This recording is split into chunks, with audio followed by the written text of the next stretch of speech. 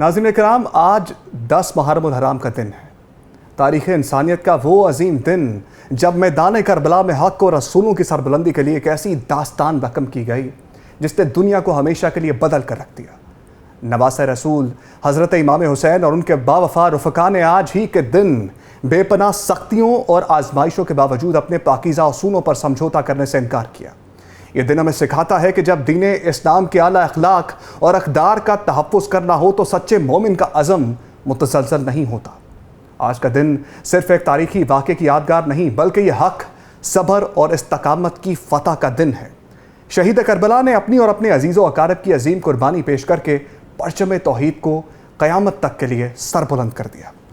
آج کے پروگرام میں گفتگو کرنے کے لیے ہمارے ساتھ موجود ہیں علامہ امین شہیدی صاحب، سید فہد علی کاظمی صاحب اور ضیاء اللہ شاہ بخاری صاحب۔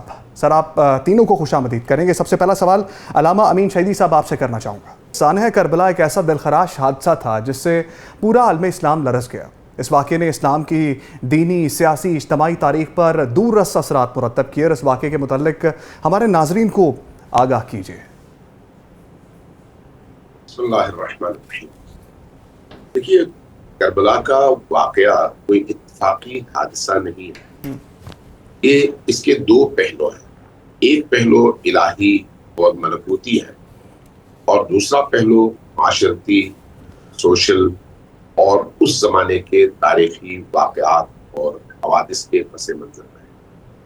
وہ جو ملکوتی اور الہی پہلو ہے وہ یہ ہے کہ ازل سے اللہ تبارک تعالیٰ نے یہ ارادہ کر رکھا تھا کہ اس علم ازلی کے تحت وہ جانتا تھا کہ 60 ہجری تک اس خدا کے بھیجے ہوئے نبی کے دین کے ساتھ مسلمان معاشرہ کس طرح کا کھلواڑ کرے گا اور اس کھلواڑ کے بعد دین کا چہرہ کس طرح سے مسخ کر دیا جائے گا اور اس مسخ شدہ دین سے اصل دین کو الگ کر کے انسانی معاشرے میں اس کا نورانی چہرہ پیش کرنا کس طرح سے ممکن ہے، اور اس کے لیے ایسا قدم اٹھانے کی ضرورت ہے جو تا قیام قیامت انسانوں کے ضمیروں کو ہمیشہ للکارتا رہے اور انسان کی ضمیر اور اس کی فطرت کی ہم آہنگی کے ساتھ وہ دین کا چہرہ انسانوں کے سامنے موجود رہے۔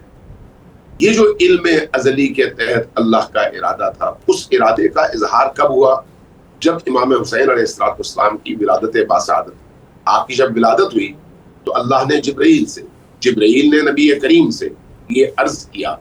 اللہ نے جبرائیل سے فرمایا اور جبرائیل نے نبی کریم کی بارگاہ میں اللہ کا پیغام پہنچایا کہ آپ کا یہ بچہ کربلا میں 61 ہجری میں اس دردناک انداز میں جام شہادت نوش کرے گا۔ مقصد بھی بتا دیا، ہدف بھی بتا دیا۔ تو گویا یہ علم ازلی کے تحت اللہ کا ارادہ تھا کہ حسین ابن علی کربلا میں اس طرح سے شہید ہو، جس کے نتیجے میں ان 50 سالوں کے اندر اسلام کا جس طرح کا چہرہ بگاڑ دیا گیا ہے اس کو دوبارہ خون حسین ابن علی اور اہل البیت علیہ السلام کے ذریعے سے دوبارہ سنوارا جائے اور دنیا کو بتایا جائے۔ یہ اس کا الہی پس منظر ہے۔ لہٰذا اس کو صرف مادی ترازو میں اور مادی پیمانوں کے مطابق تولنا اور اس کی وجہ صرف یہ سمجھنا کہ کس نے امام حسین کو دعوت دی، کس نے امام حسین سے بیعت طلب کی، بیعت طلب نہ کی ہوتی تو کیا ہوتا، دعوت نہ دی جاتی تو کیا ہوتا، یہ چیزیں اس الہی پس منظر کو سامنے رکھتے ہوئے پھر معنی نہیں رکھتی، اپنا معنی کھو دیتی۔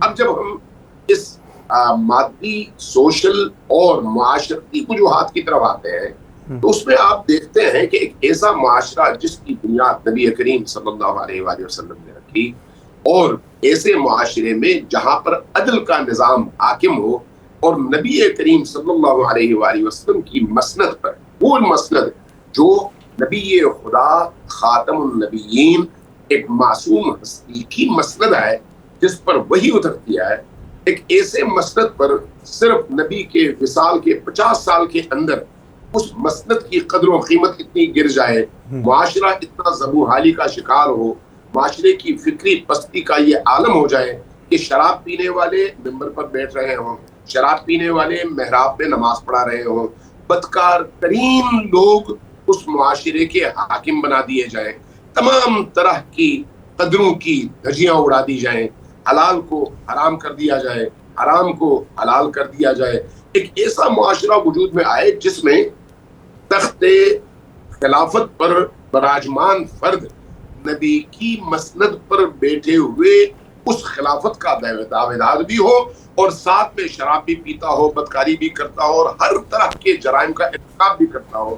تو اب ایسے میں ایک ایسے خونخوار، خون چکاں اور متاثر کن قدم کی ضرورت ہے. جس طرح سے سرجری ہوتی ہے جب کینسر بڑھ جاتا ہے، جس میں چیر پھاڑ ہوتی ہے، خون بہتا ہے لیکن گندا خون نکل آتا ہے اور جسم سالم ہو جاتا ہے، اس طرح کے ایک بڑے واقعے کی ضرورت تھی جس کی بنیاد پر امام حسین علیہ السلام نے شعوری طور پر آگہی کے ساتھ، علم کے ساتھ اور یہ جانتے ہوئے کہ میں کیا قدم اٹھا رہا ہوں، اس لیے کہ اس قدم کی بشارت نبی کریم نے بھی دی تھی. اور رستے میں بھی جب آپ کربلا کی طرف رواں تھے تو حضرت علی اکبر کے کانوں میں امام حسین علیہ السلام کا ایک جملہ ٹکرایا. فرما رہے تھے انا للہ و انا الیہ راجعون. پوچھا ابا جان یہ کلمہ استرجاع آپ نے پڑھا ہے انا للہ و انا الیہ راجعون، اس کی وجہ کیا ہے؟ فرمایا کہ ایک عاطف غیبی نے میرے کانوں میں یہ آواز پہنچائی ہے کہ یہ قافلہ موت کی طرف جا رہا ہے، اس لیے میں نے خوشی کے ساتھ، دل کی رضا کے ساتھ یہ جملہ ادا کیا ہے انا للہ و انا الیہ راجعون. جواب میں فرمایا السنا علی الحق، کیا ہم حق کے راستے پر ہیں یا نہیں ہیں؟ فرمایا ہم سے زیادہ حق کے راستے پر کون ہو سکتا ہے؟ عرض کیا بابا جان پھر یا ابت افعل ما تؤمر ستجدنی انشاء اللہ من الصابرین. وہی جملہ جو حضرت اسماعیل نے حضرت ابراہیم سے کہا تھا کہ ابا جان اگر ایسا ہے کوئی بات نہیں، موت ہم پر آ پڑے یا ہم موت پر جا پڑے، آپ وہی کیجئے جس کا اللہ نے آپ کو حکم دیا ہے، اس کے ضمن میں ہمیں آپ اپنے ساتھ پائیں گے اور صابر پائیں گے. کربلا کا میدان اس حوالے سے حق کے چہرے کو نکھار کر، خون سے حق کے چہرے کو دھو کر نورانی کر کے حق اور باطل کے درمیان ایک لکیر کھینچ کر دنیا والوں کو یہ بتانے کا میدان ہے، یہ بتانے کا دن ہے کہ ٹھیک ہے. علامہ امین شہیدی صاحب ساتھ ہی رہے گا. جس طرح سے آپ نے ذکر کیا کہ معلوم تھا کہ آزمائشیں آنے والی ہیں اور یوم عاشور کی صبح آزمائشوں کے گھراؤ میں بھی امام حسین ان کے رفقا کے چہروں پر اطمینان موجود تھا. سید فہد علی کاظمی صاحب اس کے بارے میں بتائیے گا کہ جب پتہ تھا کہ آزمائشیں آ رہی ہیں اور پھر بھی چہرے پر اطمینان تھا، کوئی ڈر نہیں تھا. بسم اللہ الرحمن الرحیم. دیکھیں یہ جو ابھی جیسے حضرت بھی فرما رہے تھے، اس میں کوئی شک نہیں ہے کہ امام علی مقام امام حسین علیہ السلام کی سٹرگل پرائمریلی ایک اسپریچول سٹرگل ہے اور ایکسٹرنل ورلڈ پر اس کا ظہور ہوا ہے. تو جو اطمینان ہے، جو سیٹسفیکشن ہے، یوں لگتا ہے جیسے at each and every step سرکار دو عالم صلی اللہ علیہ وآلہ وسلم اپنے شہزادے کو گائیڈ کر رہے ہیں. اور میں آپ کی توجہ جب امام علی مقام مدینہ منورہ سے نکلے اور پھر مکہ المکرمہ سے آپ نکلے تو بہت سے اکابرین نے آپ کو روکنے کی کوشش کی. تواریخ میں ان سب لوگوں کے نام آتے ہیں اور امام علی مقام یہی فرمایا کرتے تھے کہ تم نے مجھے بڑی خیر خواہی کی نصیحت کی، لیکن جب عبداللہ ابن جعفر رضی اللہ تعالیٰ عنہ نے آپ کو روکنے کی کوشش کی، who was his brother in law، اور انہوں نے ایک انڈیمنٹی کا لیٹر بھی ڈیولپ کیا اور اس وقت کے حکمرانوں کو اور گورنر کے ساتھ مل کے امام کو روکنے کی کوشش کی، تو امام علی مقام امام حسین علیہ السلام کا تاریخی فقرہ ہے. آپ نے اپنے برادر ان لا جناب عبداللہ ابن جعفر سے یہ فرمایا کہ رات کو مجھے سرکار دو عالم صلی اللہ علیہ وآلہ وسلم خواب میں ملے ہیں اور انہوں نے اس امر کی طرف میری توجہ مبذول فرمائی ہے اور میں باؤنڈ ہوں اس انسٹرکشن پر جو سرکار دو عالم نے مجھے عنایت کی ہے. تو پوچھا گیا کہ سرکار دو عالم نے آپ کو کیا انسٹرکشن عنایت کی، وہ خواب کیا ہے جو آپ نے دیکھا ہے؟ تو امام علی مقام امام حسین علیہ السلام نے فرمایا کہ یہ معاملہ میرے اور نانا کے درمیان ہے اور اس کو میں افشا نہیں کروں گا حتیٰ کہ میں رب العزت کی بارگاہ میں حاضر ہو جاؤں. تو امام علی مقام he is being directly guided and supervised by his grandfather Nana Rasulullah sallallahu alaihi wasallam. تو جب نانا ساتھ ہوں جو وجہ وجود کائنات ہیں اور حق و باطل کا فرق کرنے والا جو میزان ہے، جو رب العزت کا پہلا اور آخری اور قطعی میزان ہے، وہ ذات سرکار دو عالم ہے، تو جب ذات سرکار دو عالم خود امام علی مقام کو گائیڈ کر رہی ہوں تو امام علی مقام نے پھر وہ اطمینان اور وہ سیٹسفیکشن ایگزیبٹ کرنی تھی جو آپ نے یوم عاشور کو کی. اور آپ کا جو خطبہ ہے یوم عاشور کو، آئی تھنک وہ حسینی مشن کا نقطۂ عروج اور نقطۂ کمال ہے. بلا شبہ راویان نے کہا وہ سولجرز جو دشمنان کی آرمی میں تھے، جو فوج اشقیہ میں شامل تھے، حاضر تھے، بعد میں خود روایت کرتے ہیں کہ ایسی حمد خدا امام علی مقام نے بیان فرمائی، ایسا درود و سلام اپنے نانا پر پیش کیا کہ وہ منظر کائنات نے پہلے کبھی نہیں دیکھا تھا، اور تا قیام قیامت وہ منظر شاید کائنات نہ دیکھ سکے. بالکل. تو امام حسین علیہ السلام کو جب تک ہم ایک اسپرچول وجود کے طور پر نہیں سمجھیں گے، ہم امام کی جو ایکسٹرنل سٹرگل ہے، میں بالکل حضرت سے اتفاق کرتا ہوں علامہ امین شہیدی صاحب سے، کہ جب تک امام علی مقام کی اسپرچول ایسپیکٹ کو نہیں سمجھا جائے گا آپ پولیٹیکل سائنس کی تھیریز کے ذریعے امام کو نہیں سمجھ سکتے. اور ایک بات میں یہاں پہ کہنا چاہوں گا جو کہ نوجوانوں کے لیے بہت ضروری ہے، امام علی مقام کی کیمپین نظام مصطفیٰ کی پہلی کیمپین ہے. آج سب ہم نظام مصطفیٰ کی امپلیمنٹیشن کی بات کرتے ہیں، امام علی مقام کی کیمپین نظام مصطفیٰ کی کیمپین ہے. امام نے یہ بتا دیا ہے علیہ السلام کہ اسلامک اسٹیٹ اگر دین کو پس پشت ڈال دے، ریاست کا ایسا ڈھانچہ جو دین کو پس پشت ڈال دے، تو امام وہ اٹرنل پرنسپل دیتے ہیں، مجھ جیسا کبھی اس جیسے کی بیعت نہیں کرے گا. ٹھیک ہے، ایسا ریاستی ڈھانچہ جو کہ دین سے متصادم ہو وہ اسلامی نہیں ہے. اور امام حسین ایک دینی ریاست کے قیام ہی کا خواب دیکھ رہے ہیں اور دکھا رہے ہیں، اور انشاءاللہ وہ خواب ترمندہ تعبیر بھی ہوگا انشاءاللہ. فہد علی کاظمی صاحب ساتھ ہی رہے گا. ضیاء اللہ شاہ بخاری صاحب نے بھی یہاں پر ہمیں جوائن کر لیا. ضیاء اللہ شاہ بخاری صاحب، سختیوں کا ذکر کر رہے تھے ہم کہ معلوم تھا کہ دشمن دھاک میں بیٹھا ہے اور آزمائشیں آئیں گی، گھیراؤ کر لیا گیا ہے. اس سچویشن میں بھی فرم رہنا، سٹوڈ رہنا، کھڑے رہنا اور مقابلہ کرنا، چہرے پر اطمینان رہنا، ایمان کے اس درجے کو بیان کیجئے کہ کیا کیفیت تھی، اور اس سچویشن کے اندر بھی وہ جذبہ جو ان کے اندر تھا اس کو بیان کیجئے. بسم اللہ الرحمن الرحیم. بلا شبہ سیدنا امام حسین علیہ السلام کوئی عام ہستی ہے نہیں، یہ تو وہ شخصیت مبارکہ ہیں کہ جن کے بارے میں زبان وحی، زبان پیغمبر صلی اللہ علیہ وسلم نے اللہ کی وحی سے وما ینطق عن الہوی ان هو الا وحی یوحی کی شان والی زبان اطہر نے فرما دیا تھا کہ ان الحسن والحسین سیدہ شباب اہل الجنہ، یہ جنتی نوجوانوں کے سردار بن کر جنت میں جائیں گے. تو وہ اس ہستی کے بارے میں قرآن مجید فرقان حمید میں جو اللہ تعالیٰ نے فرمایا الا ان اولیاء اللہ لا خوف علیہم ولا هم یحزنون، جو اللہ والے ہوتے ہیں ان کے چہروں پر ہمیشہ اطمینان نظر آتا ہے، وہ پریشان نہیں ہوتے. وہ ایسی پریشانیوں کو دیکھ کر، مصائب کو دیکھ کر وہ استقامت کے پہاڑ بن جاتے ہیں. یہ عام جو حل اللہ ان کی بات ہو رہی ہے، اور جو ان کے سردار ہیں، جو ان سب کے قائد اور سردار اور سید بن کر جنت میں جائیں گے، ان سب کو ساتھ لے کر ہم اس ہستی کی بات کر رہے ہیں. یقیناً کربلا کے میدان میں کھڑے ہو کر انہوں نے جو بہادری، جرت اور شجاعت کا اظہار کیا ہے، ان الذین قالوا ربنا اللہ ثم استقاموا فلا خوف علیہم ولا هم یحزنون، ان پر کسی نوعیت کا اللہ کے سوا کسی کا خوف آ ہی نہیں سکتا تھا، ان کے چہرے پر ہمیں اطمینان ہی دیکھنا تھا. اور آج تک 1400 سال گزر چکے ہیں، امت مسلمہ ان کی جس انداز سے وہاں سے اپنے لیے دروس زندگی سیکھ رہی ہے.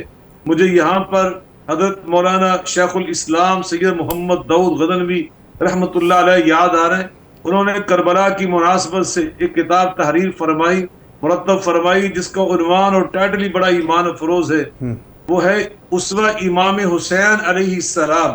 ہم اسوہ نبوی تو سنتے اور پڑھتے ہیں، انہوں نے اس کا نام رکھا ہے اسوہ امام حسین علیہ السلام، اس لیے کہ رسول کریم صلی اللہ علیہ وآلہ وسلم نے خصوصی طور پر سیدنا امام حسین علیہ السلام کے بارے میں فرمایا. یہ صحیح بخاری کے اندر حدیث مروی ہے. آپ فرماتے ہیں حسین منی وانا من حسین، حسین مجھ سے ہے اور میں حسین سے ہوں. حسین مجھ سے ہے اس کا مطلب یہ ہے کہ میں کل ہوں، حسین میری جز ہے. میں شجر ہوں، حسین میری شاخ ہے. میں آفتاب ہوں، حسین میری روشنی اور میری کرن اور میرا نور ہے. اور میں مہتاب ہوں، حسین میری چاندنی ہے. میں پھول ہوں، حسین میری خوشبو ہے. وانا من حسین کا مطلب یہ ہے اگر تم نے مجھے میں شمس الضحیٰ، انا بدر الدجا، میں نبیوں کا سردار، کائنات کا امام، اگر تم نے کسی موقع پر مجھے دیکھنا ہو اور میرا موقف سمجھنا ہو، تم نے میری رائے کو سننا ہو لائی طور پر، اور میں تمہیں وہاں پہ نہ مل سکوں، میں تمہیں وہاں پہ نظر نہ آ سکوں، تم مجھے وہاں پہ نہ سن سکو، اور وہاں تمہیں امام حسین نظر آئے. وہ انا من حسین، یہاں من عربی گرامر کے لحاظ سے عربی گرامر شرح ابن عقیل کے اندر یہ لکھا ہے من للبیان ہے. یہ بیان کر رہا ہے کہ پھر تم نے حسین کو دیکھنا ہے. حسین کا جو موقف ہوگا وہ نبی کریم علیہ الصلوۃ والسلام ہی کا موقف ہوگا. اس لیے کربلا میں جس انداز سے انہوں نے وہ جرت پیش کی ہے، اصل میں یہ جرت نانا سے ملی تھی، یہ شجاعت بصارت بابا علی سے ملی تھی، جن کے بارے میں قرآن مجید فرقان حمید میں اللہ رب العالمین نے خود گواہیاں دی اور فرمایا انما یرید اللہ لیذھب عنکم رجس اہل البیت ویطہرکم تطہیرا. بزدلی یہ ایک میل کچیل ہے، لیکن وَجْطَاهِرَكُمْ تَطْهِيرًا، اللہ فرماتے ہیں ہم نے ایسی میل کچیل سے اور اس طرح کے جو ردی قسم کے اوصاف ہوتے ہیں ان سے اہل بیت کو بہت بلند و بنا رکھا ہے. کائنات میں سب سے زیادہ اگر کسی خاندان میں اعلیٰ اوصاف پائے جاتے تھے، خوبیاں پائی جاتی تھی، تو اس خاندان کا نام خاندان نبوت ہے. یہ رسول اللہ صلی اللہ علیہ وسلم کے اہل بیت ہیں. نبی کریم علیہ الصلوۃ والسلام نے تو خاص طور پر حسنین کریمین کے بارے میں ارشاد فرمایا تھا ہما ریحانتا یا من الدنیا. یہ بھی صحیح بخاری کے اندر حدیث مروی ہے، یہ میرے پھول ہیں. اور جامع ترمذی میں اضافہ ہے کان یشمہما ویضمہما، نبی کریم علیہ الصلوۃ والسلام ان کی خوشبو سونگا کرتے تھے. آپ اندازہ لگائیں. اب مجھے یہاں پہ علامہ اقبال شاعر مشرق رحمۃ اللہ علیہ یاد آ رہے. وہ فرماتے ہیں ایک بھی پتی اگر کم ہو تو وہ گل ہی نہیں، ایک بھی پتی اگر کم ہو تو وہ گل ہی نہیں، جو خزاں ندیدہ ہو بلبل وہ بلبل ہی نہیں. اگر ایک گلاب کے پھول سے سر ساتھ ہی رہے گا. علامہ امین شہیدی صاحب کو بھی گفتگو میں شامل کر لیتے ہیں. اور علامہ امین شہیدی صاحب، حضرت امام حسین نے مدینہ منورہ سے مکہ اور پھر کربلا کے سفر کے دوران جن اعلیٰ اسلامی اقدار کے تحفظ کا ذکر فرمایا، ان کی بنیادی اہمیت ذرا بیان فرما دیجیے. امام حسین علیہ السلام اہل البیت کے وہ چشم و چراغ ہیں جو نبی کریم کے دور میں جن رسولوں کو اللہ نے ایک چادر کے نیچے جمع کیا تھا، اس میں پانچویں شخصیت امام حسین کی تھی. لہٰذا 60 ہجری میں روئے زمین پر نبی کریم کی عطرت میں سے امام حسین کے علاوہ کوئی ایسی شخصیت باقی نہیں رہی جو چادر تطہیر کے نیچے دیے گئے. اس اعتبار سے نبی کریم صلی اللہ علیہ وآلہ وسلم کے علوم کے وارث بھی حسین ابن علی تھے اور ان کے دین کے محافظ بھی حسین ابن علی. یہی وجہ ہے کہ امام حسین علیہ السلام نے مدینہ سے مکہ اور مکہ سے کربلا پہنچنے کے دوران جتنی بھی گفتگو فرمائی، جتنے بھی مکتوبات لکھے، جتنے بھی خطبے دیے، ان تمام خطبوں میں حسین ابن علی کا ہدف واضح اور آشکار ہو کر امت کے سامنے آیا. اب میں ماضی کی طرف نہیں جاتا ورنہ بہت پرانی ہو جائے گا اور آپ کو ہے.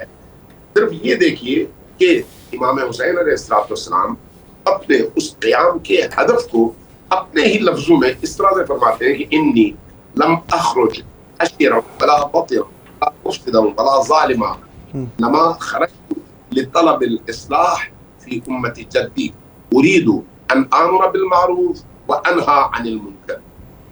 امام حسین نے دین کے دو بنیادی ترین ستونوں کی طرف اشارہ فرمایا چونکہ نبی کریم نے فرمایا تھا کہ اگر تمہارے معاشرے کے اندر امر بالمعروف اور نہی عن المنکر ختم ہو جائے تو تمہارا دین ختم ہو جائے گا. اور یہ زمانہ وہ تھا جب امر بالمعروف کرنے والے کی گردن اڑا دی جاتی تھی, نہی عن المنکر کرنے والے کو جیل بھیج دیا جاتا تھا, اور کسی کی جرأت نہیں تھی کہ یزیدیت کے سامنے لب کھول سکے. اس موقع پر امام حسین علیہ السلام نے ببانگ دہل یہ اپنی ذمہ داری بیان فرمائی, اپنا ہدف واضح کیا. فرمایا کہ میں فساد کے لیے, دنگے کے لیے, لوگوں کے درمیان اختلاف پیدا کرنے کے لیے یا معاشرے کو تلاطم میں مبتلا کرنے کے لیے نہیں اٹھا. انما خرجت, میں نکلا ہوں کس لیے؟ لطلب الاصلاح فی امت جدی, اپنے جد کی امت کے اندر اصلاح کر سکوں. اصلاح ہمیشہ افساد کے مقابلے میں ہے. فساد یعنی معاشرہ جب خراب ہو جائے, معاشرہ جب گل سڑ جائے تو اس معاشرے سے گلے سڑے حصے کو کاٹ کر الگ کرنا اور صاف حصے کو الگ کر دینا, یہ اصلاح کہلاتا ہے. امام حسین علیہ السلام یہ فرماتے ہیں کہ تمہارا معاشرہ فاسد ہو چکا ہے, اس فاسد معاشرے کی اصلاح میری ذمہ داری ہے. اصلاح میری ذمہ داری. اس اصلاح کا طریقہ کار پھر حسین ابن علی نے بیان فرمایا کہ میں امر بالمعروف کروں گا جو خدا کا حکم ہے, نہی عن المنکر کروں گا جو خدا کا حکم ہے. امر بالمعروف اور نہی منکر کیسے کریں گے؟ اس کے لیے اپنا عملی ثبوت دیا. وہ کیسے؟ فرمایا اسیر بسیرت جدی, میں اپنے جد کی سیرت کو زندہ کروں گا. اس کا کیا مطلب ہے؟ اگر میرے جد کے دور میں ایسا ہوتا تو میرے جد وہی کرتے جو آج میں کر رہا ہوں. میں جو کر رہا ہوں یہ وہی ہے جو میرے جد کو کرنا ہے, جو میرے جد کو کرنا ہے. علامہ امین شہیدی صاحب, اب سر ساتھ ہی رہیے گا. سید فہد علی کاظمی صاحب کو گفتگو میں شامل کر لیتے ہیں.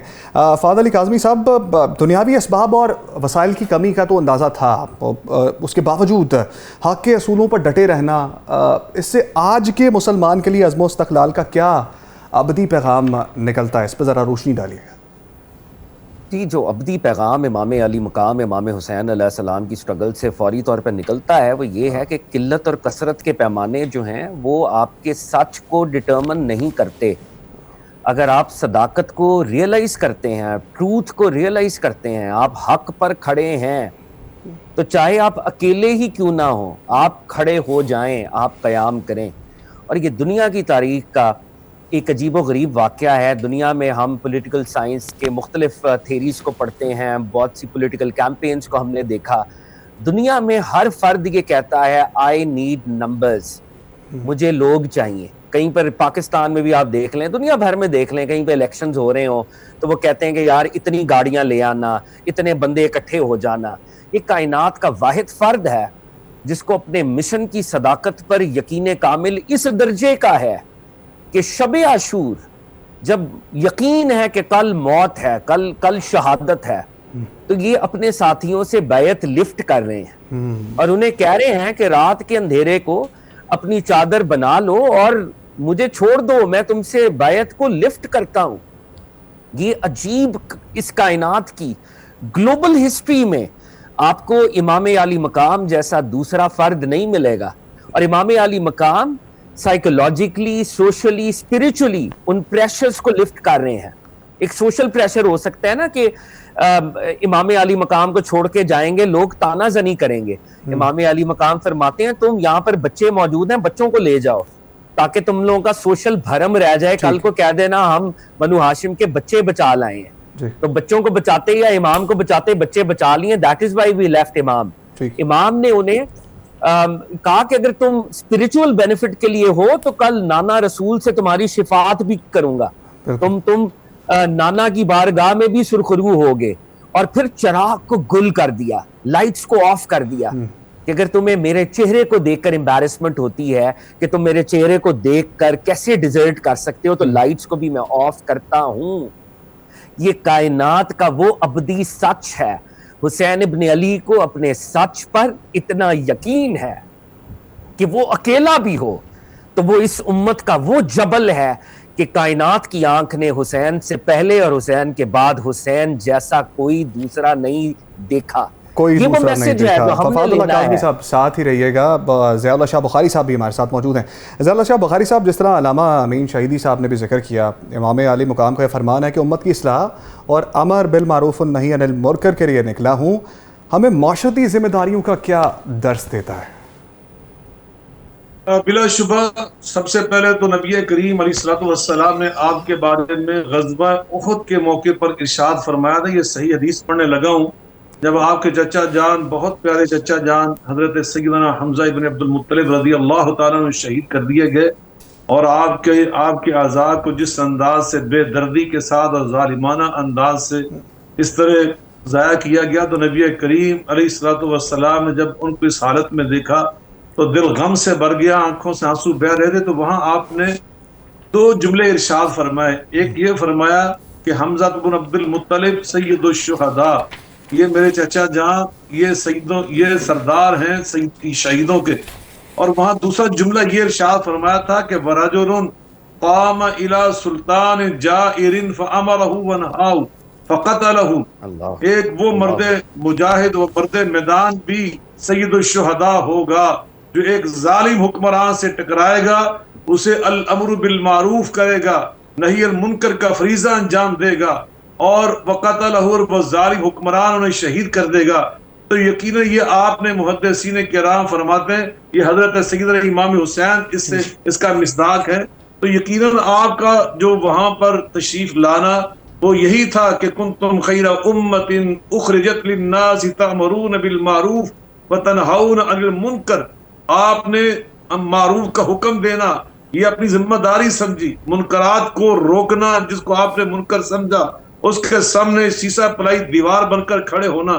اور یقیناً ابھی مجھ سے پہلے کاظمی صاحب اور علامہ شہیدی صاحب جو ارشاد فرما رہے تھے کہ وہ یہ سوچ کر نہیں، ایک قلت و کثرت کے پیمانے، کم من فئۃ قلیلۃ غلبت فئۃ کثیرۃ باذن اللہ. وہ اللہ کے قرآن کے عالم تھے، اس پہ عمل کرنے والے تھے، وہ قرآن کے حافظ اور محافظ تھے. وہ یہ جذبہ لے کر آئے تھے کہ ہم جب اللہ کے لیے نکلتے ہیں، ان صلاتی و نسکی و محیای و مماتی للہ رب العالمین، پھر ہم نہ قلت دیکھتے ہیں نہ کثرت دیکھتے ہیں، نہ ہم وہاں پر وسائل دیکھتے ہیں. جس طرح شاعر نے کہا تھا، نہ تخت و تاج میں نہ لشکر و سپاہ میں ہے، جو بات مرد کلندر کی بارگاہ میں ہے، صنم کدا ہے جہاں اور مرد حق ہے خلیل. یہی وہ نقطہ ہے جو پوشیدہ لا الہ میں. بات کریں گے میدان کربلا کے مثالی کردار اور اخلاقی پہلو کی، تو علامہ امین شہیدی صاحب، اب سر میدان کربلا میں نوجوان اہل بیت نے جس صبر اور جرت کا مظاہرہ کیا، تو آج کے نوجوانوں کے لیے دین پر ثابت قدم رہنے کا کیا معیار مقرر کرتا ہے، اس پر روشنی ڈالیے. آپ نے بڑا خوبصورت سوال کیا ہے. غور کیجیے گا کہ محمد حسین علیہ السلام کا رستہ حر نے روکا ہے سب سے پہلے 1000 فوجیوں کے ساتھ. حر کون ہے؟ یزید کے لشکر کا سپہ سالار. 1000 فوجی، 1000 گھوڑے، اور سب کے سب دور کے سفر سے آئے ہوئے، ہانپے ہوئے، پیاسے. امام حسین کا جب ان کے ساتھ سامنا ہوا ہے تو سب سے پہلے امام حسین علیہ السلام نے ان سواروں کو جو یزید کی طرف سے آئے ہیں ان کو پانی، اور پانی میں بھی یہاں تک تاریخ نے لکھا ہے کہ بعض لوگ گھبراہٹ میں پانی نہیں پی پا رہے تھے. امام حسین علیہ السلام خود آئے، مشکل آیا، اور جب انہوں نے پانی نہیں اس وقت تک مشکیزہ نہیں ہٹایا. اور 1000 لوگوں کو اس طرح سے پانی پلانا کوئی آسان بات نہیں ہے. اور پھر اگلے لمحے ان کے 1000 گھوڑوں کو بھی پانی پلایا. اب آپ ذرا توجہ دیں کہ یہ کیسے حسین ہیں، کیسا لشکر ہے جو اس حد تک اسلامی اقدار، ویلیوز اور اخلاقیات کے پابند ہیں کہ سامنے سے آنے والے پیاسے کو یہ دیکھے بغیر کہ وہ دشمن کا لشکر ہے، اس حد تک صرف اس کو نہیں اس کے گھوڑوں کو بھی پانی پلا کر ہونے اور ولی اللہ کا لشکر ہونے کو ثابت کر رہا ہے. آپ اسی لشکر کو کربلا کے میدان میں دیکھ لیں. امام حسین علیہ السلام نے جنگ کا آغاز نہیں کیا. امام حسین علیہ السلام نے آخری وقت تک کوشش یہی کی کہ جنگ نہ ہو. امام حسین علیہ السلام نے آخری وقت تک کوشش کی کہ سامنے والے لشکر کو سمجھایا جائے کہ تم غلط رستے پر ہو اور تاریخ کے غلط سمت میں کھڑے ہو. ٹھیک ہے علامہ امین شہیدی صاحب ساتھ رہے گا سر. اور فہد علی کاظمی صاحب، جس کٹھن سفر اور شدید ترین آزمائشوں کا ذکر علامہ امین شریف صاحب بھی کر رہے تھے. فہد علی کاظمی صاحب، ایسے لمحات میں اصحاب حسین کا اپنے قائد کے ساتھ جو پختہ عزم تھا، اس سے ہمیں نظم و ضبط کا کیا سبق ملتا ہے؟ اچھا، یہ آپ کا جو سوال ہے، اس کے جواب میں ایک بات ضرور کہنا چاہوں گا کہ پاکستان میں بھی اور انٹرنیشنلی بھی بہت سے موٹیویشنل سپیکرز ہیں جو کہ موٹیویشن کے نام کے اوپر ان کے پورے کریئرز ہیں، اور ہم اپنے نوجوانوں کو جو کردار بتا رہے ہیں موٹیویشن کے نام پر، وہ ویسٹ کے کردار ہیں. کسی کی کوئی کمپنی بڑی ہے، کسی نے کوئی زیادہ پیسہ کما لیا تو ہم ٹریننگ پروگرام شروع کر دیتے ہیں. یہ بہت ہی انفارچونیٹ ہے. میں آپ کے پلیٹ فارم سے یہ کہنا چاہوں گا، اگر آپ نے ویلیوز سیکھنی ہے اور دنیا کی کوئی ویلیوز آپ سیکھنا چاہتے ہیں، تو امام عالی مقام کا یہ جو کاروان ہے، یہ جو لشکر ہے، ایک ایک فرد آپ کو دنیا کی ہر عمدہ ویلیو، ایک عمدہ خصلت آپ کو سکھانے کا باعث بن سکتا ہے اگر ہم امام کو مین سٹریم کر دیں.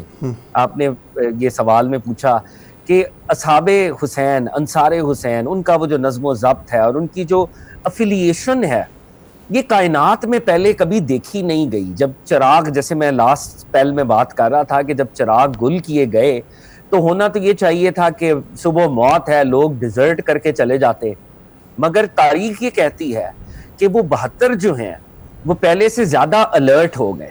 آپ حبیب ابن المظاہر کی بات کریں، زہیر ابن کین کی بات کریں، مسلم ابن اوسجہ کی بات کریں، آپ جناب جان کی بات کریں، آپ نام لیتے جائیں. آپ کو یہاں پر بچوں کی ریپرزنٹیشن ملے گی، شہزادہ قاسم ملیں گے، اور معرفانہ عارفانہ جملے ان کا صدور ہوگا. امام پوچھتے ہیں کہ قاسم، اگر آپ کی شہادت ہو گئی کل، یا شہادت کو آپ کیسے دیکھتے ہیں؟ تو قاسم جواب دے رہے ہیں کہ چچا جان، شہادت میرے لیے شہد سے زیادہ شیریں ہے. شہادت میرے لیے شہد سے زیادہ شیریں ہیں. فہد علی کاظمی صاحب ساتھ ہی رہے گا. ضیاء اللہ شاہ بخاری صاحب، پیاس اور بھوک کی سخت ترین لہر تھی، اور اس کے باوجود پاکیزہ قافلے نے جس اصرار کا مظاہرہ کیا، اس پر روشنی ڈالی ہے. بلا شبہ اس قافلہ حق نے جو ہمیں اسباق زندگی دیے ہیں، سچی بات ہے آج بھی ان کو اپنا کر ہم دو جہانوں میں اپنے آپ کو کامیاب و کامران کر سکتے ہیں. ان میں یقیناً اللہ کی راہ میں استقامت کا مظاہرہ کرنا اور پیاس، بھوک اور دیگر پریشانیوں اور مصیبتوں کو ذرا بھی اہمیت نہ دینا، یہ انہوں نے ہمیں باوفا اصحاب سیدنا امام حسین علیہ السلام نے یہ کر کے عملی طور پہ کر کے دکھایا، جسے بھی آپ بیان کر رہے ہیں. اور آپ کے رفقائے کرام میں جہاں آپ کے اصحاب موجود ہیں، وہاں آپ کے خانوادہ نبوت کے نوجوان بھی موجود ہیں. آپ کے بھتیجے بانجے اونو محمد اور قاسم بن حسن، عبداللہ بن حسن موجود ہیں. آپ کے صاحبزادے حضرت سیدنا امام علی اکبر موجود ہیں. اور پھر میں سمجھتا ہوں کہ اس موقع نے جو کردار ادا کیا ہے اللہ کی راہ میں اپنی جانیں قربان کرنے کے حوالے سے، ان اللہ اشتری من المؤمنین انفسهم واموالهم بان لهم الجنہ، میری زندگی کا مقصد تیرے دین کی سرفرازی، میں اسی لیے مسلمان، میں اسی لیے نمازی. صداقت بیان کرنے سے مومن رک نہیں سکتا، اتر سکتا ہے سر خوددار کا مگر جھک نہیں سکتا. انہوں نے جس انداز سے آج نوجوان نسل کو جو عملی طور پہ سبق دیا ہے، وہ اسباق ایک تو یہی جو بھی میں نے بیان کر دیا، اور دوسرا یہ کہ سیدنا امام حسین علیہ السلام کے ساتھ وابستہ رہ کر یہ پیغام دیا پاکستان کے 70% نوجوانوں کو کہ آپ اپنے بڑوں کے ساتھ وابستہ رہیں اور اس دور کے جو تقاضے ہیں اپنے بڑوں سے سمجھیں. جیسے قرآن مجید فرقان حمید میں اللہ تعالیٰ نے ارشاد فرمایا، اذا جاءہم امر من الامن اب الخوف اذاعوا به ولو ردوا الى الرسول والى اولي الامر منهم لعلمه الذين يستنبطون منهم. جب ان کے پاس جنگ اور امن کی کوئی خبر آئے، انہیں اسے پھیلانا نہیں چاہیے بلکہ اپنے بڑوں کی خدمت میں لے جانا چاہیے. وہ وہاں سے مسائل کا استنباط کر کے وہاں اس دور کے جو تقاضے ہیں اس کے مطابق نوجوانوں کی رہنمائی کریں گے. تو میں یہ سمجھتا ہوں کہ کربلا میں اہل بیت اطہار کے نوجوانوں نے عملی طور پر امام حسین علیہ السلام کی اطاعت کر کے آپ کے احکامات کے سامنے سر تسلیم خم کر کے علامہ صاحب، ضیاء اللہ شاہ بخاری صاحب، قطع کلامی کی معافی، وقت ہمارا ختم ہو رہا ہے. تو ناظرین، اب یہ وقت آتا ہے کہ زندگی کے ہر موڑ پہ حق کا ساتھ دینا چاہیے، چاہے آپ کے ساتھ لوگوں کی تعداد کتنی ہی کم کیوں نہ ہو۔ تعداد کی کمی کبھی بھی حق کی سچائی کو کم نہیں کر سکتی۔ امام حسین نے اپنی اور اپنے پیاروں کی جانوں کا نذرانہ پیش کر کے دین محمدی کو بچا لیا اور ثابت کیا کہ اسلام کی حفاظت کے لیے سب کچھ قربان کرنا عین ایمان ہے۔ واقعہ کربلا ایک نظریہ حیات ہے جس کے اندر انسانیت کی بقا کا فلسفہ نظر آتا ہے۔ آج کے دور میں واقعہ کربلا سے سبق لیتے ہوئے دین اسلام کی سربلندی کی خاطر جابر سلطان اور ظالم طاقتوں کے سامنے کلمہ حق کہنے کی ہمت اپنے اندر پیدا کرنے کی ضرورت ہے۔ مجھے اجازت دیجیے، اللہ نگہبان۔